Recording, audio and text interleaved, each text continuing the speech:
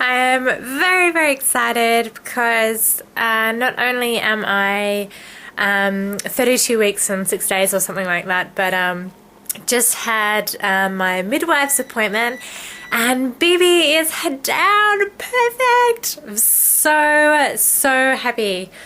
I really didn't want to have to think about getting a baby into the right position and bridge birth and everything like that. So yeah, I'm celebrating with pizza because I'm completely stuffed from today. Lots of pelvic pressure and all that kind of stuff is a bit tiring. So I had my hospital tour last night and that was great. I have to say I'm in a public hospital and I'd have to say that I probably prefer the delivery suite in the public hospital compared to the private hospital. The private hospital was really sterile, very much like a hospital environment, and yeah, the public hospital delivery suite was more based off a home birth layout center thing, so that was really nice and just calming and just looked like just a nicer place to be for something that's a natural process rather than, you know, they can intervene and do things, but it's really just promoting what's natural. So that was really good.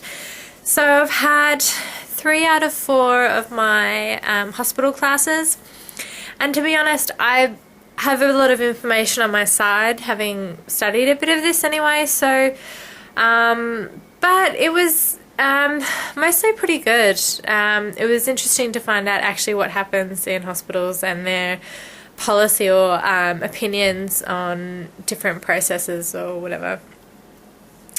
The skin-to-skin contact is absolutely huge, and you know, the baby really doesn't spend any time in the nursery unless there's actually a problem with the baby, or if I've had to be had some sort of medical intervention like a Caesar or something, the baby will go to the nursery with Dale and I'll be in recovery or something like that. So that's really nice because I watched one episode of One Born Every Minute, the American version. I'm sorry guys, I just don't get it. Like no one's using gravity. It's all very dramatic. Everyone's lying on their back. I mean, I have to say the American one was a damn sight more entertaining than the UK one. The UK one was a bit depressing, really. It was, you know, NHS hospital, so it's not, you know, it's a public hospital. I'm just very fortunate that in our public hospitals, it's just a nicer environment. I couldn't imagine having a kid on some bed tucked away on the, you know, in the side of the room with fluorescent lights, and it's just no wonder people have problems. They're freaking out. It's just not natural. It's not a comfortable environment. I'm very sorry, each to their own, but that's just my opinion. I found watching One Born Every Minute UK a little difficult. The USA version, far more entertaining, and wherever they are, it's a much nicer, comfortable looking hospital. Very nice. It's definitely more like the delivery suite that I'll be using.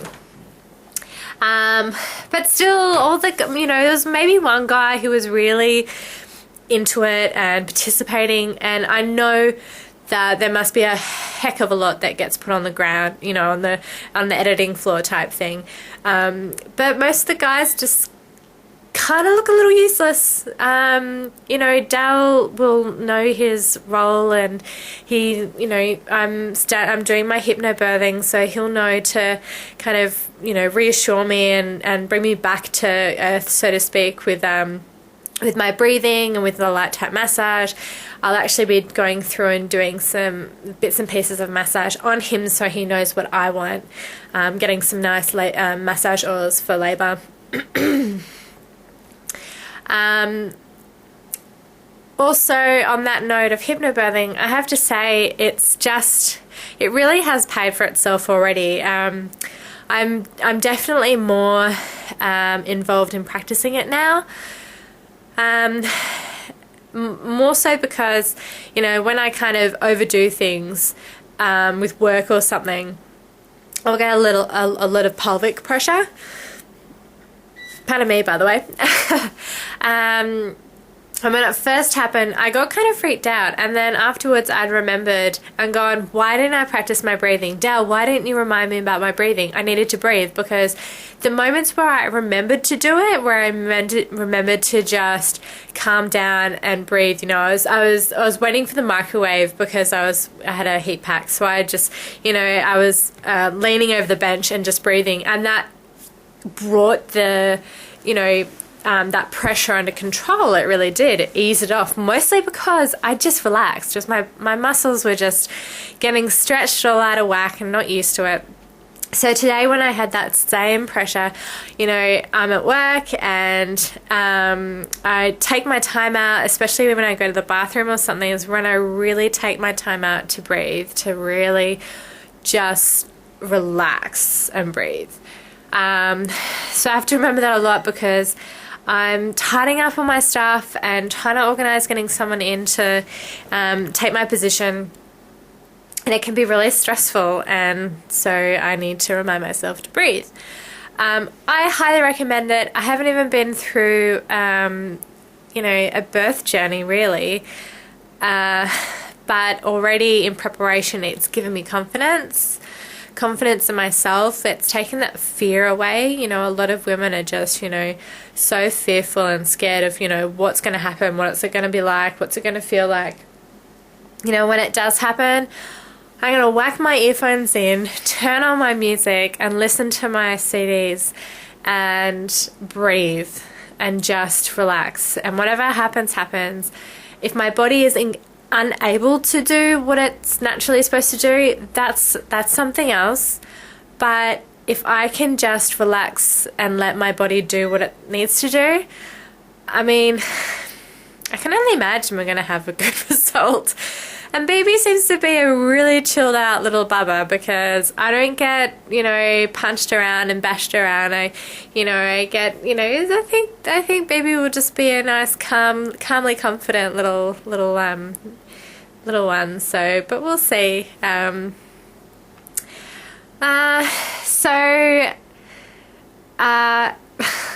life has been fine. In the last couple of days there's been lots more defined movements, lots of hiccups, which is really funny. What else? Had my hospital appointments, had my regular midwife appointments. I measure bang on. It still bewilders me that everything is going so well. Touching wood all the time. You hear so many people complaining about bad stories, and they get a lot of press or get a lot of airtime. And I'm touching wood because I've had a really positive journey, a really very positive journey, and I'm so grateful that someone's looking out for me. It feels like it was meant to be.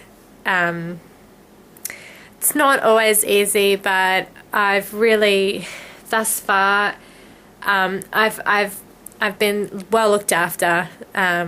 Baby's looked after me, and someone somewhere else is surely looking after me. So I have a heat pack in the in the microwave that's going off, and I'm gonna put it on my back, on my hips or something like that to relax me. And yes, I sleep through the night. And I do not get kicked in the ribs. It's a really strange thing. I don't understand. I don't know why. I think I've got a longer back, which might be why baby can't whack me in the ribs. And I actually asked my midwife, why is it that I can sleep through an entire night? I toss and turn a little bit, and I've got pillows around me, so I keep my hips nice and neutral and keep my belly in position with the wedge and everything. But I generally sleep through, and I don't really understand why, but I'm thankful as hell that I can get through a whole night and just be getting up at 5 or barely that for a bathroom break. So Lord only knows, I'm just so grateful. But watch this space. And